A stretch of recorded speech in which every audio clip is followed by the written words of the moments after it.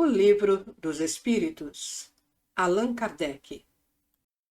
Livro 2º, Mundo Espírita ou dos Espíritos, Capítulo 9, Intervenção dos Espíritos no Mundo Corpóreo. 10. Os Espíritos durante os combates. 541. Numa batalha, há espíritos que a assistem e que amparam cada uma das forças em luta? Sim, e que estimulam a sua coragem. Assim, os antigos nos representavam os deuses, tomando partido por este ou aquele povo. Esses deuses nada mais eram que os espíritos representados por figuras alegóricas. 542. Numa guerra, a justiça está sempre de um lado. Como os espíritos tomam partido a favor do errado? Sabeis perfeitamente que há espíritos que só buscam a discórdia e a destruição. Para eles, a guerra é a guerra. A justiça da causa pouco lhes importa. 543. Certos espíritos podem influenciar o general na concepção dos seus planos de campanha? Sem nenhuma dúvida, os espíritos podem influenciá-lo nesse sentido, como em todas as concepções. 544. Os maus espíritos poderiam suscitar-lhe planos errados, com vistas à derrota? Sim, mas não tem ele o seu livre-arbítrio?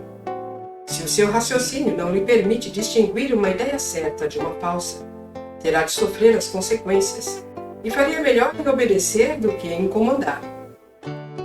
545. O general pode, algumas vezes, ser guiado por uma espécie de dupla vista, uma visão intuitiva que lhe mostre por antecipação o resultado dos seus planos? É frequentemente o que acontece com o homem de gênio. É o que ele chama inspiração. Ele permite agir como uma espécie de certeza. Essa inspiração lhe vem dos espíritos que o dirigem e se servem das faculdades de que ele é dotado. 546. No tumulto do combate, o que acontece aos espíritos dos que sucumbem? Ainda se interessam pela luta após a morte? Alguns continuam a se interessar, outros se afastam. Nos combates, acontece o mesmo que se verifica em todos os casos de morte violenta. No primeiro momento, o espírito fica surpreso e como aturdido, não acreditando que está morto. Parece-lhe ainda tomar parte na ação. Não é senão, pouco a pouco, que compreende a realidade. 547. Os espíritos que se combatiam quando vivos, após a morte se reconhecem como inimigos e continuam ainda excitados uns contra os outros? Nesses momentos, o espírito jamais se mostra calmo. No primeiro instante, ele ainda pode odiar o seu inimigo e mesmo perseguir.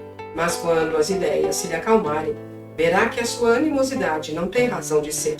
Não obstante, poderá ainda conservar resquícios maiores ou menores, de acordo com o seu caráter.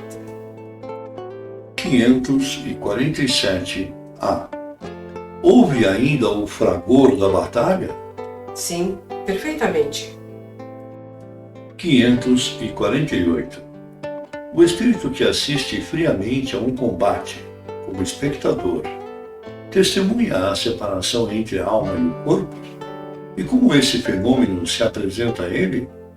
Há poucas mortes instantâneas. Na maioria das vezes, o espírito cujo corpo foi mortalmente ferido não tem consciência disso no mesmo instante. Quando começa a retomar consciência, é que se pode distinguir o espírito a mover-se ao lado do cadáver.